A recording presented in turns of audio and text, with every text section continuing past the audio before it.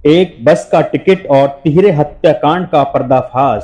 देहरादून में हुई 3 हत्या की मिस्ट्री पुलिस ने जब सुलझाई तो उसके सामने सबसे पहले अहम और पहला सुराग वो बस का टिकट ही था, जिसकी वजह से बिखरी हुई कड़ियां जुड़ती चली गईं और पुलिस को मर्डर मिस्ट्री सुलझाने का रास्ता दिख गया।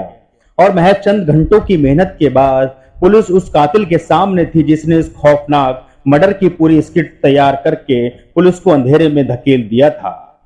दरअसल पुलिस को बीती 25 जून यानी मंगलवार की शाम पटेल नगर के पेट्रोल पंप से आगे सूखे नाले से बदबू आने की इत्तला मिली तो पुलिस को वहां पहुंचने में ज्यादा वक्त नहीं लगा।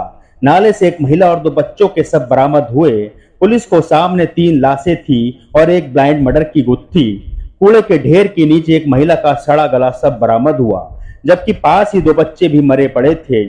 सबों को कब्जे में लेकर पोस्टमार्टम के लिए भेज दिया तो ये साफ हो गया कि हत्या की वारदात है और किसी ने अपना पाप यह नाले में छुपाया है।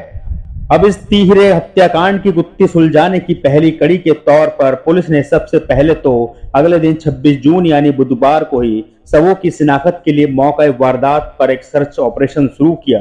शाम तक पुलिस के सामने बात साफ हो गई कि तीनों शव एक ही परिवार से हैं और तीनों का आपस में मां और बच्चों का रिश्ता है। पुलिस की अलग अलग टीमों ने जिले के आसपास के सभी थानों और आसपास के जिलों, खासतौर पर मुजफ्फरनगर, सहारनपुर, बिजनौर में महिला और उसके बच्चों की गुमशुदगी के बारे में कोई खबर और कोई इत्तला लेने की कोशिश की, मगर ये कोशिश नाकाम रही। मौका वारदात के आसपास सर्च ऑपरेशन के दौरान पुलिस को एक कुरियर कंपनी का नीले रंग का बैग मिला था। उस बैग में महिला और बच्चों के कपड़े के साथ साथ कुछ और सामान भी था। आसपास की जगह खंगालने के दौरान पास की एक फैक्ट्री के नजदीक से रोडवेज बस का एक टिकट मिला था जो नेहटौर यानी जिला बिजनौर से देहरादून का था। ये टिकट एक बालिग और एक नाबालिग का था। तब पुलिस ने फैक्ट्री में काम करने वाले कर्मचारियों के संबंध में भी कुछ जानकारी इकट्ठा की और जो लाशें मिली थी उनकी तस्वीर भी कुछ लोगों को दिखाई।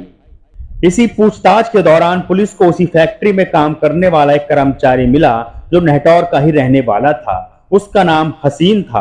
पुलिस को हसीन की बातचीत पर कुछ शक हुआ। इसी बीच पुलिस को फैक्ट्री के ही लोगों ने जानकारी भी दे दी जिस महिला की लाश पुलिस को नाले से मिली उसे शायद हसीन के साथ ही देखा था। लिहाजा शक होने की सूरत पर पुलिस हसीन को चौकी ले आई और उसकी पूछताछ शुरू की। लगातार बदलते बयानों की वजह से हसीन अब पुलिस की हत्थे पूरी तरह से चढ़ गया था। जरा सी शक्ति दिखाते ही वो टूट गया। हसीन ने जुर्म कबूल करते हुए बताया कि वो उस महिला से छुटकारा पाना चाहता था, इसलिए उसने महिला के साथ उसके दोनों बच्चों को भी मार डाला। पुलिस के मुताबिक आरोपी हसीन ने बताया कि मरने वाली महिला का नाम रेशमा था। वो खुद भी बिजनौर का रहने वाला है और बडोबाला में एक फैक्ट्री में काम करता है। तलाकशुदा हसीन पिछले 2 सालों से मृतक महिला रेशमा से उसका प्रेम प्रसंग चल रहा था। रेशमा उस पर लगातार शादी करने और साथ रहने का दबाव बना रही थी। रेशमा समय समय पर आरोपी हसीन से खर्चों के लिए पैसे की मांग भी करती रहती थी। इसके साथ ही वो लगातार उसे फोन और मैसेज के जरिए अपने साथ रहने की जिद करती थी। इससे परेशान होकर हसीन उससे पीछा छुड़ाना चाहता था। हसीन भी रेशमा को देहरादून में कमरा ढूंढने और उसके बाद बुलाने की बात कहकर लगातार टाल रहा था।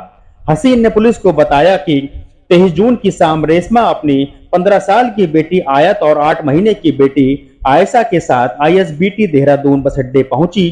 देहरादून आने के बाद रेशमा ने फोन पर देहरादून पहुंचने की बात हसीन को बताई। तभी हसीन ने इरादा कर लिया अब इसे छुटकारा पा लेना है। वो अपनी बाइक से रेशमा और बच्चों को लेने आईएसबीटी पहुंचा। रेशमा और उसके दोनों बच्चों को लेकर हसीन सीधा टिम्बरली फैक्ट्री आ गया। रात जब सब सो गए तो हसीन ने सबसे पहले रेशमा की गला दबाकर हत्या की और उसके बाद दोनों बच्चों का भी मुंह और नाक दबाकर उन्हें मौत के घाट उतार दिया। उसके बाद हसीन ने तीनों के शवों को फैक्ट्री के पीछे सूखे नाले में कूड़े के ढेर के नीचे दबा दिया।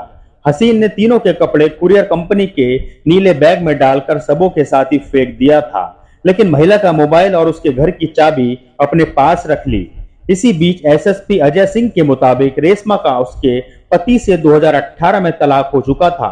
वो बिजनौर के नेहटौर की रहने वाली थी। हसीन भी नेहटौर का है। यही दोनों के बीच जान पहचान के बाद मेल मुलाकात का सिलसिला शुरू हो गया था। पिछले 2 साल से दोनों का प्रेम प्रसंग चल रहा था। इसी बीच 8 महीने पहले दोनों का एक बच्चा भी हुआ। हालांकि हसीन ने पूछताछ में उसने बताया कि उसका कोई बच्चा नहीं है, जबकि जब रेशमा के घर वालों से पूछताछ हुई तो उन्होंने वो बच्चा हसीन का ही बताया। फिलहाल पुलिस अब डीएनए टेस्ट की कराने की बात कह रही है। पुलिस ने हत्या को अंजाम देने वाले महिला के प्रेमी को गिरफ्तार कर लिया है। तो रियल क्राइम की स्टोरी थी देहरादून की, जहां एक कैसे प्रेमी अपनी प्रेमिका और 2 बच्चों से पीछा छुड़ाने के लिए कैसे उनका मर्डर करके नाले में फेंक देता है। अगर आपको आज की क्राइम स्टोरी अच्छी लगी है तो कमेंट्स बॉक्स में जरूर बताएं, और अगर आपने हमारा चैनल अभी तक सब्सक्राइब नहीं किया है तो चैनल को सब्सक्राइब करें। इसके साथ ही नोटिफिकेशन की बेल आइकन को प्रेस करें, जिससे आपको हमारी आगे आने वाली क्राइम की स्टोरी की अपडेट मिल सके। नमस्कार।